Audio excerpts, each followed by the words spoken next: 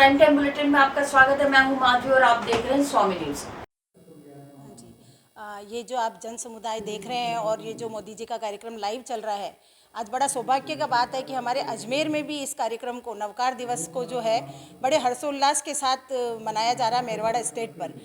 आज जीतो अजमेर चैप्टर की तरफ से पूरे सकल समाज के स्त्री पुरुष और महिलाएं, मतलब जो बच्चे कभी गुरु भगवंतों के यहाँ नज़र नहीं आते थे, वो आज कोठी पे नजर आए हैं नवकार मंत्र का जाप करने के लिए। तो ये हमारे बड़े सौभाग्य की बात है। वसुनंदी जी महाराज का हमारे को सानिध्य मिला और पूरा अजमेर सकल समाज यहाँ एक साथ एकत्रित होकर नवकार का जाप कर रहा है। नवकार की सकारात्मक ऊर्जा को विश्व कल्याण के लिए, विश्व शांति के लिए, जो इसकी जो सकारात्मक ऊर्जा है उसको फैलाने के लिए ये संपूर्ण विश्व में 108 देशों में हो रहा है, एक साथ, एक समय, एक दिन। और जीतों का उद्देश्य यही है कि जिस तरह से हम दूसरे दिवस मनाते हैं, उसी तरह ये जेएनयू का पवित्र महामंत्र जो है, इसको हर वर्ष गिनीज वर्ल्ड रिकॉर्ड में दर्ज कराने के बाद हर वर्ष 9 अप्रैल को इसे नवकार दिवस के रूप में मनाया जाए। उसी के प्रयास के लिए आज पूरे विश्व में, सिर्फ इंडिया में नहीं, पूरे विश्व में सभी नेताओं, राजनेताओं, अभिनेताओं, यहाँ तक कि बड़े बड़े उद्योगपतियों, प्रधानमंत्री जी के साथ जुड़ के इस नवकार मंत्र का जाप कर रहे हैं और इस कार्यक्रम को सफल बनाने का प्रयास कर रहे हैं। Alka Dudedia, founder chairperson, ladies wing, JITO Ajmer.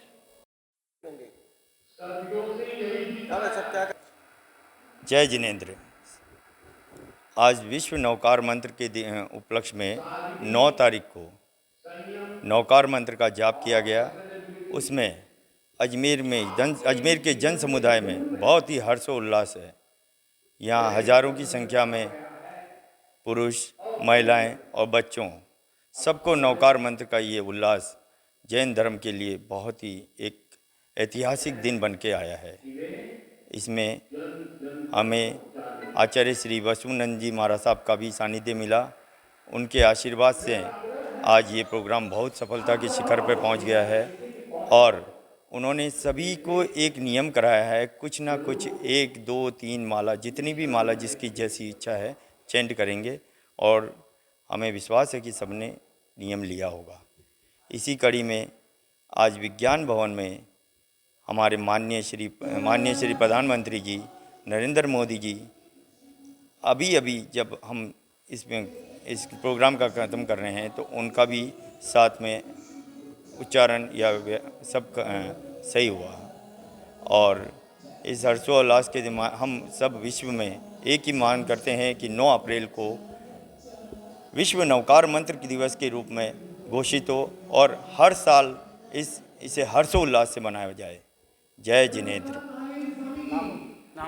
मेरा नाम मनीष राका, अजमेर चैप्टर चेयरमैन मनीष राका।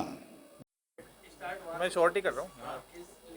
पेशेंट हमारे पास में मार्च के महीने में आए थे और जब हमने इनको देखा तो हमने इनकी सबसे पहले हम जांच कराने के लिए देखते हैं सीटी एंजियो में कि सीटी एंजियो में कहाँ ब्लॉकेज है और हमें क्या करना है।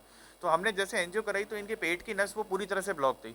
तो बाईपास जो भी हम करें, हमारे पास बाईपास ही ऑप्शन होता है, तो बाईपास जो भी करते हो पेट से तो अवेलेबल था नहीं रास्ता। अब रास्ता बचा कंधे की आर्टरी का, तो वहाँ से हम नीचे पैर तक ग्राफ्ट लेके आए। उसमें हमारे सुप्रिटेंडेंट साहब और प्रिंसिपल सर का बहुत बड़ा योगदान रहा, क्योंकि कोई भी पैकेज कोड था वो इतने लंबे ग्राफ्ट का, वो 85,000 का तो ग्राफ्ट ही अकेला होता है, बाकी प्रोसीजर अलग। तो सर ने स्पेशल परमिशन दी।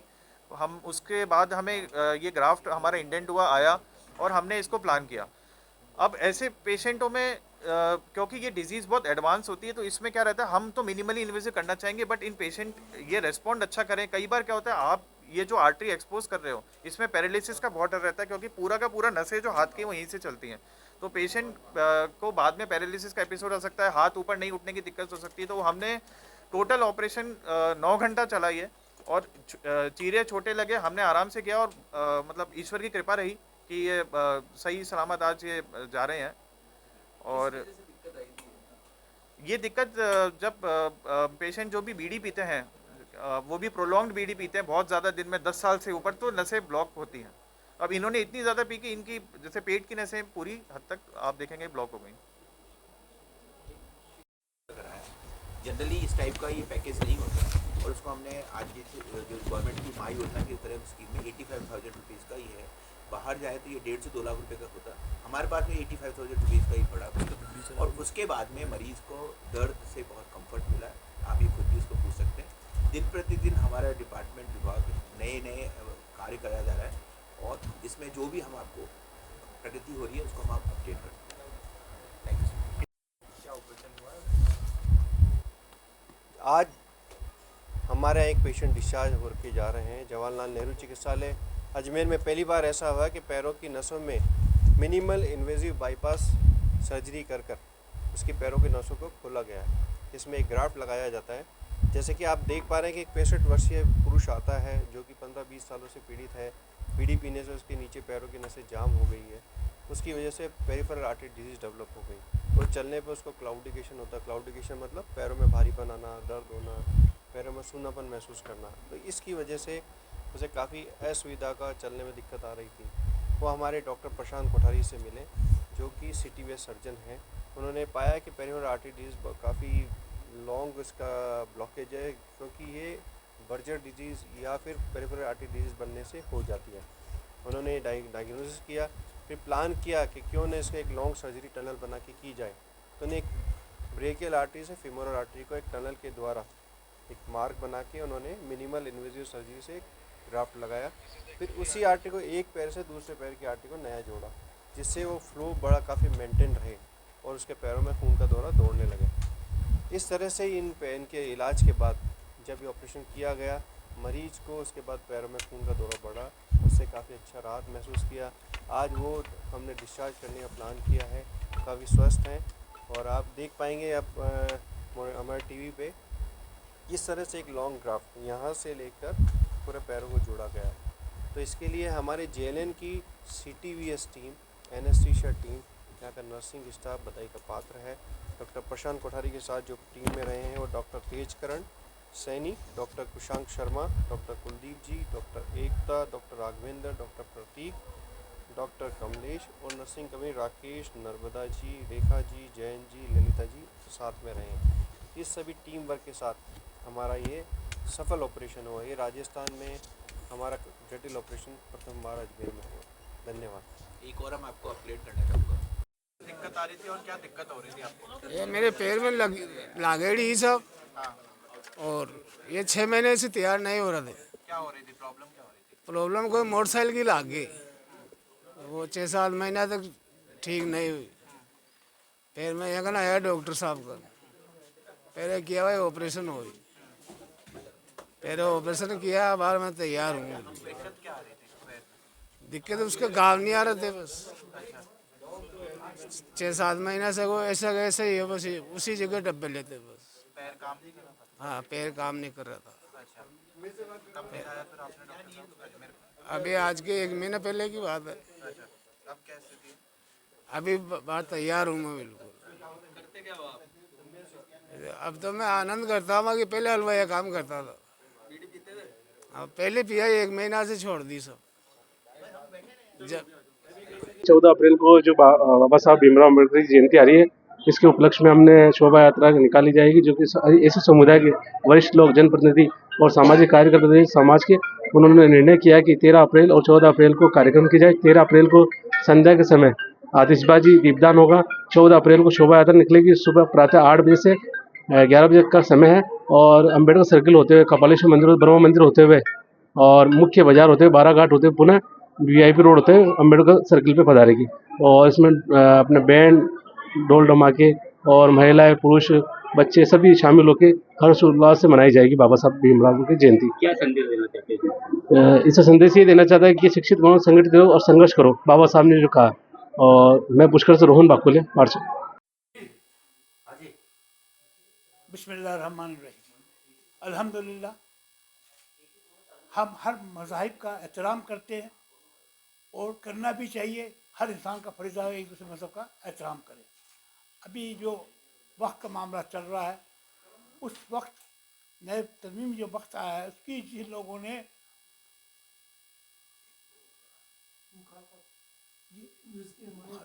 उसकी जो मुखालफत की है, हम उनका तहे दिल से शुक्रिया अदा करते। इस मौके जो हमारे हिंदू भाई ने इनका जो मुखालफत की, हम उनके शुक्रगुजार हैं। और जिन लोगों ने इसकी हिमायत की है, हम उसको सिरे से कंडेम करते हैं। ये वक्त का मामला है, अल्लाह का मामला है।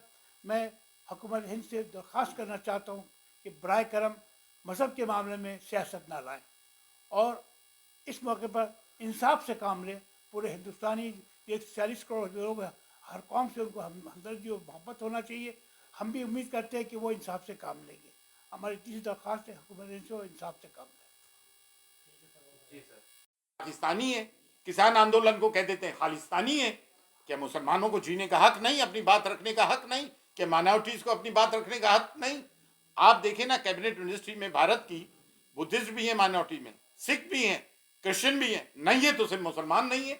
अगर कोई मुसलमान ये समझता है कि वो उससे अछूता रह जाएगा तो गलत है। आज हम अपनी आने वाली नस्लों को क्या जवाब देंगे? इसमें दरगाहें, खानकाहें, मदारिस, मस्जिद, कब्रस्तान सब आते हैं। कोई ये समझता है कि अरे हुकूमत से लड़ो। अरे भाई, हुकूमत ही तो एक्ट लेकर आई है, जो ये एक्ट लेकर आए उसी के खिलाफ तो हम बोलेंगे। तो ये हमारा आज का मौजू था, हमारा मौकफ था कि हम आउटराइट इस एक्ट को कंडेम करते हैं। अच्छा, आज मैं शेरवानी भी नहीं पहन के आया, ये एक सिंबॉलिक जेस्चर है कि अब शेरवानी उतारने का भी वक्त आ गया है, रोड पर आने का वक्त रहा है। फैसला मुस्लिम पर्सनल लॉ बोर्ड करेगी, लेकिन यूनानिमस डिसीजन हो, बिल इत्तेफाक राय होकर हमें फैसला लेना। जो भी फैसला हो उस पर अमल करना है, कानून के दायरे में रह के, पीस के दायरे में रह के।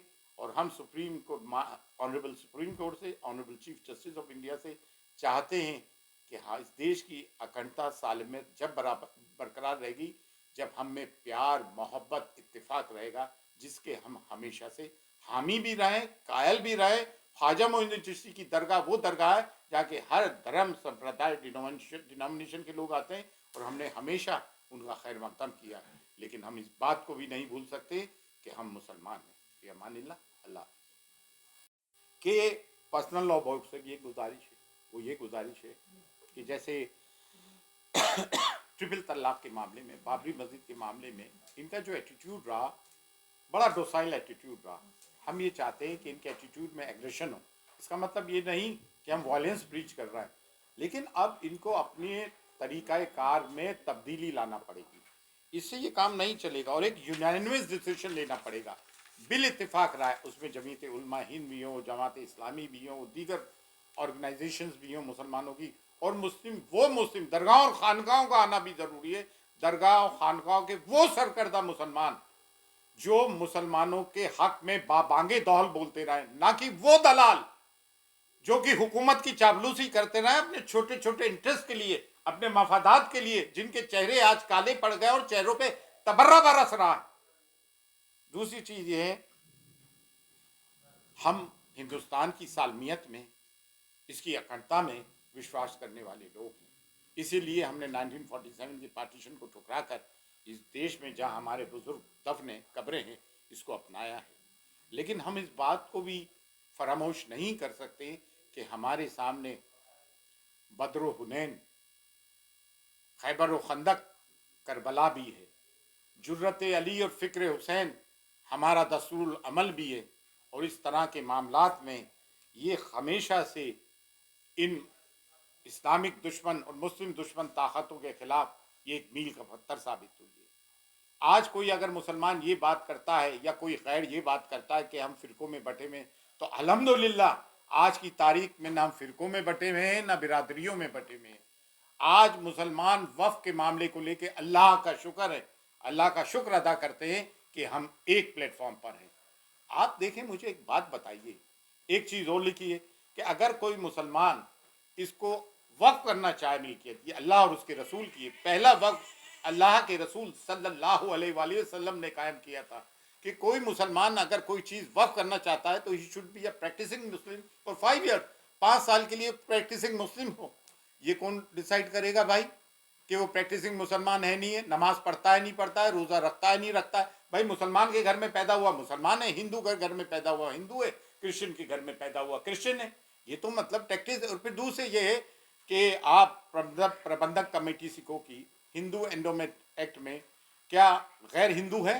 क्या सिख प्रबंधक कमेटी में क्या कोई गैर सिख है? जीनियों के धर्मस्थलों में कोई, उनके मजहबी मामलों में कोई गैर चैन है? तो फिर हम मुस्लिमों के मामले में कोई गैर मुसलमान क्यों, काय को हो? और दूसरे हमारे को तो लूटा है अपनों ने, इन मुस्लिम दलालों ने जो वक्फ बोर्ड के मेंबर रहे, वक्फ काउंसिल के मेंबर रहे, इन्होंने ज़मीन को चाटा है, खाया है और आज भी ये दलालियाँ कर रहे हैं। ये बात तो जायज़ है, लेकिन इसका मतलब थोड़ी कि कोई गैर मदाखलत करे हमारे कामों में। देखें, बारगाह हुजूर गईमा सुल्तानुद्दीन ख्वाजा मोइनुद्दीन चिश्ती की वो दरगाह है जहाँ से मजहबी हमआहंगी का मतलब कम्युनल हार्मनी का, सांप्रदायिक सौहार्द का हमेशा पैगाम गया है। लेकिन यहाँ से कलमा हक भी पढ़ाया गया है, दीन इस्लाम को भी फ़रोग दिए। 800 साल की हमारी मीरास ये बताती है कि हमने थिक एंड थिन में हमेशा इस देश की सालमियत का भी और मुसलमानों का भी ख्याल रखा है। जब 1935 में काज़मी बिल के नाम से ये वक्त आया, उस वक्त भी हमारी अंजुमन ने इसको रिजेक्ट किया था। अंजुमन सैयद ज़ादगान खुद्दाम ख्वाजा ने वक्त बिल जेपीसी फॉर वक्त 2002 आया, जिसके संग फिर गौतम चेयरमैन थे। उस बिल के मामले में भी हमने जाके ये फॉर वक्त जेपीसी फॉर वक्त आया था, हमने रिजेक्ट किया। पार्लियामेंट इनेक्स में डिबेट की, कई मीटिंग्स अटेंड किए। अभी अगस्त में जेपीसी फॉर वक्त जब बिल आया, उसको भी हमने प्रेस कॉन्फ्रेंस करके कंडेम किया, आप उसको सिरे से खारिज किया। और आज जब ये एक्ट बन गया है तो आज अप्रैल 9 को आज हम फिर इसको कंडेम करते हैं, इस एक्ट को, और हम ये चाहते हैं कि इन चीज़ों को वापस दें और बिल आखिर हमें जमहूरी निज़ाम में, डेमोक्रेटिक रजीम में कॉन्स्टिट्यूशन पिछले देखिए ऐसा है कि जैसा हो रहा है पिछले 11 साल से सांस ही नहीं लेने दे रहा है मुसलमानों को। कभी लव जिहाद, तो कभी आर्टिकल 370, तो कभी ट्रिपल तलाक, तो कभी CAA, तो कभी UCC, तो कभी हर मस्जिद दरगाह खानकाहों के नीचे मंदिर तलाश किया जा रहा है। हत्ता के ख्वाजा मोइनुद्दीन चिश्ती रहमतुल्लाह अलैह की दरगाह में मंदिर तलाश किया जा रहा है और खामोशी गवर्नमेंट। और जब ये बिल पास हुआ राज्यसभा में तो जय श्री राम के नारों के साथ पास हुआ, ना तो वहाँ पे अल्लाह अकबर के नारे की ज़रूरत है, ना जय श्री राम के नारे की ज़रूरत है। ये एक कम्युनल एजेंडा है जो साफ तौर से जाहिर हो रहा है। फिर इसके अंदर क्या है, वक्त बाय यूज़र को निकाला जा रहा है, लिमिटेशन एक्ट को अप्लाई किया जा रहा है, यानी कि टेनेंट किराएदार को इसकी मालिकाना हैसियत दे दी जाएगी। गवर्नमेंट की कई ऑफिसेज हमारे औकाफ की प्रॉपर्टीज़ पे हैं और हमें ये कहा जा रहा है कि जहाँ औकाफ अपना वक्फ झंडा गाड़ देती है उसकी मिल्कियत हो जाती है। अरे भाई, वक्फ की प्रॉपर्टीज़ को तो मिसयूज़ उन लोगों ने नहीं किया है जो वक्फ बोर्ड के चेयरमैन, मेंबर, वक्फ काउंसिल के मेंबर बन के आए, तलवे चाटू मुसलमान, इन्होंने सब में बड़ा नुकसान किया है। और आज भी मुसलमान क्या मान रहा है, शादियों में 100 किस्म के खाने कर रहा है, हर साल उम्रे पे जा रहा है। मतलब जब तक हम अपने सोशल ईवल्स को ख़त्म ना करेंगे, हम अपनी सफ़ों में इतिहाद नहीं कायम करेंगे, हमारी सफ़ों में मीर जाफ़र और मीर सादिक की निशानदेही ना करेंगे, इनका बहिष्कार ना करेंगे, इन मुस्लिम दलालों का जो हर असम से नॉर्थ ईस्ट से लेकर राजस्थान और कश्मीर से लेकर कन्याकुमारी तक है। आज मुस्लिम इलाकों में जाओ, मुखबिरों की और दलालों की कमी नहीं, जो इस वक्फ बोर्ड की हिमायत कर रहे हैं वो हम में से नहीं। मीडिया इन्हें बता रहा है, चंद बुरखापोश औरतों को, कि देखो ये वक्फ बोर्ड की हिमायत कर रहे हैं, चंद दलालों को बता रहा है कि वक्फ बोर्ड की हिमायत कर रहा है। अरे भाई, 99.999% मुसलमान इसके खिलाफ है, 0.0001% मुसलमान इसके फेवर में जो ऑन पे रोल है।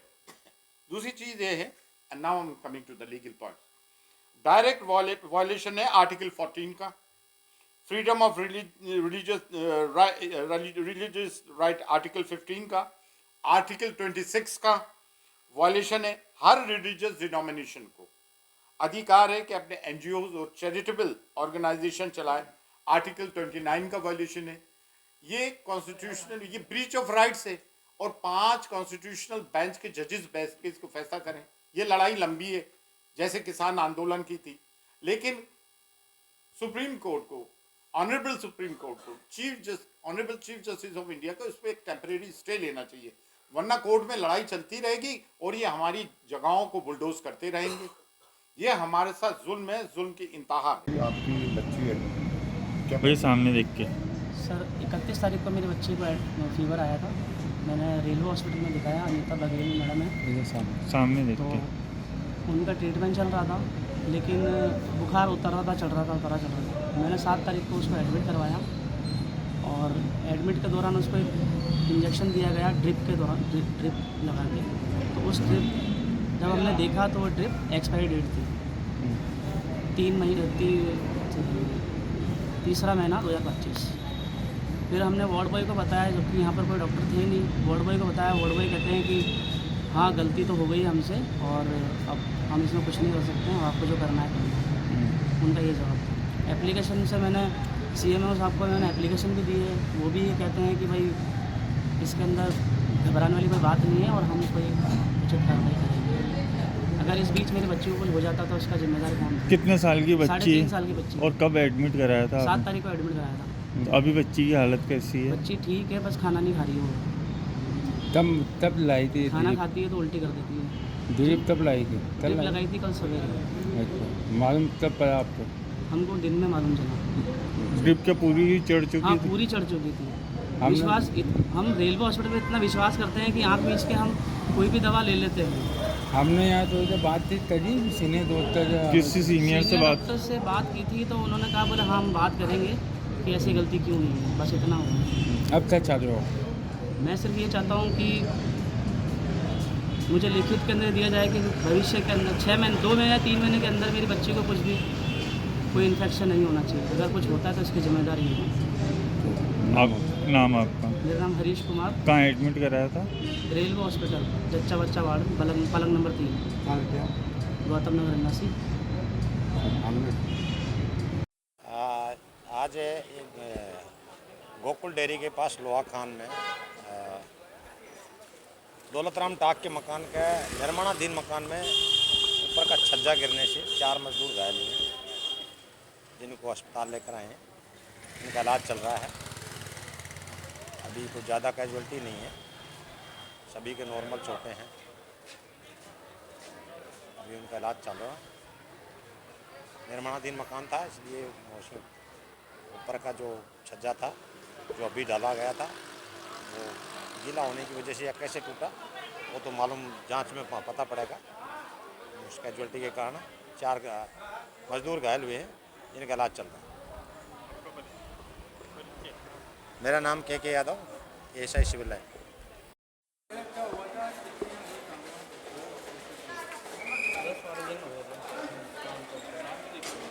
प्लास्टर वो सजा प्लास्टर कर रहे थे। जाली ऊपर लगी हुई तो वो ऊपर ही है। कितने जने थे आप? मिस्त्री 4 जने थे। क्या नाम पता है आपको? हम अलग अलग है ना, वो चंडी से लेके आए। साथ में काम नहीं करते? नहीं, चारों साथ में। ज़्यादा लगी नहीं था? 2 के ज़्यादा लगी।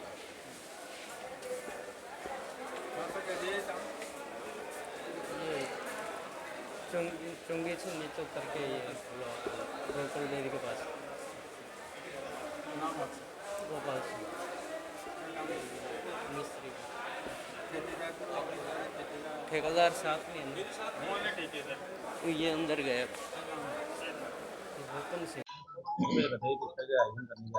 ये सामाजिक समरसता के युगवादक व शिक्षा के प्रेरणादायक महात्मा ज्योतिबा फुले की 198वीं जयंती है, जो कि 11 अप्रैल को मनाई जा रही है, जिसके उपलक्ष्य में इस जयंती को महोत्सव के रूप में हमारी समाज द्वारा बनाया जा रहा है, जिसके 2 दिवसीय कार्यक्रम बनाए जा रहे हैं, जिसमें 10 अप्रैल को प्रातः 9 बजे से आनंद पैलेस गुलाबबाड़ी में रक्तदान शिविर का आयोजन रखा गया है। उसके तत्पश्चात सायकालीन 7 बजे दीपदान का ज्योतिबा फुले सर्किल कलेक्ट्रेट पर दीपदान का आयोजन रखा गया है। तत्पश्चात 11 अप्रैल को प्रातः 9 बजे पुष्पांजलि का प्रोग्राम, उसके तत्पश्चात 3 बजे एक वाहन रैली का मनुआर गार्डन नसीराबाद रोड अजमेर पर सायकालीन दोपहर 3 बजे से रैली का विशाल वाहन रैली का आयोजन रखा गया है, जिसमें विशाल वाहन रैली के अंदर लगभग 300 से करीबन 4 पहिया वाहन व 2 पहिया वाहन 700 के करीबन रहेंगे, जिसमें 20 घोड़े व 4 बग्गियाँ व कई प्रकार की झांकियाँ, लगभग 20 झांकियाँ रहेगी और उसमें कई तरह के कलाकार, ढोल वादक, ताशे वाले इत्यादि कई तरह के कलाकार शोभा यात्रा की तरह की रैली निकाली जाएगी तथा इसके रूट जो है वो मनुआर गार्डन से लेकर 9 number petrol pump, 9 number petrol pump से अलवर गेट से मटन बीच, मटन बीच से केसरगंज से पड़ाव से मदार गेट से नया बाजार से आगरा गेट से अग्रसेन चौराहे से अम्बेडकर सर्किल से ये कलेक्टेड ज्योतिबा फुले सर्किल पहुंचेगी। उसके तत्पश्चात 7 बजे करीबन महाआरती का आयोजन रखा गया है। महाआरती के बाद एक महाप्रसादी का भी इस बार समाज आयोजन कर रहा है, जो कि विजय लक्ष्मी पार्क में समाज के द्वारा कराया जा रहा है, जो लगभग 7 बजे के बाद महाआरती के बाद ये महाप्रसादी का आयोजन रखा गया। कार्यक्रम से हिमांशु टाक, कार्यक्रम संयोजक। हर वर्ष की बात ही इस वर्ष भी अजमेर के समझ माली सैनी समाज ज्योतिबा फुले सर्कल अजमेर क्लब पे 11 अप्रैल को 198वीं जयंती मनाने जा रहा है, जिसमें 10 अप्रैल को तो ब्लड डोनेशन कैंप किया। जैसे हमारे महात्मा ज्योतिबा फुले सेवा ही संकल्प के रूप में उन्होंने उनका जीवन जिया, सादा जीवन जिया और सबकी सेवा में जिया। तो माली सैनी समाज भी ये हर वर्ष 10 अप्रैल को गुलाबबाड़ी आनंद पैलेस में ब्लड डोनेशन कैंप लगाता है। मैं आपके मीडिया के माध्यम से अजमेर शहर के और विभिन्न क्षेत्रों के मैं युवा साथियों से मैं निवेदन करता हूं कि आप आएँ और इस ब्लड कैंप में हिस्सा बने और सेवा का अपना मौका दें। इसके साथ ही 11 अप्रैल को मनवार गार्डन से या समझ माली सैनी समाज इकट्ठा होगा, वहाँ से महान रैली निकाली जाएगी। वहाँ से कम करीबन 10 से 15 झांकियाँ होगी, 20 ढोल होंगे, वाहन होंगे, बाइकें होगी, कारें होगी, घोड़ियाँ होगी। ये वहाँ से मार्केट के विभिन्न मार्गों से होती हुई ज्योतिबा फुले सर्कल पे पहुँचेगी। सर्कल पे 7 बजे का हमने आरती का समय रखा गया है। आरती पे महाआरती के करने के बाद में हमने समझ माली सैनी समाज ही नहीं अपितु सभी के लिए महाभोज का आयोजन किया गया है विजयलक्ष्मी पार्क में, जो कि 7 बजे शुरू हो जाएगा। इसमें अजमेर के जितने भी सभी जनप्रतिनिधियों को हमने आमंत्रित किया है। इसके अलावा हमारे पूर्व मुख्यमंत्री राजस्थान सरकार के अशोक जी गहलोत, कैबिनेट मंत्री अविनाश जी गहलोत और कई भूपेंद्र जी को हमने आमंत्रित किया है और मैं रैली का सह संयोजक हेमराज खारोली। और इसी के साथ ही समाचार बुलेटिन में समाप्त होता है। मुझे दीजिए इजाजत। देखते रहें स्वामी।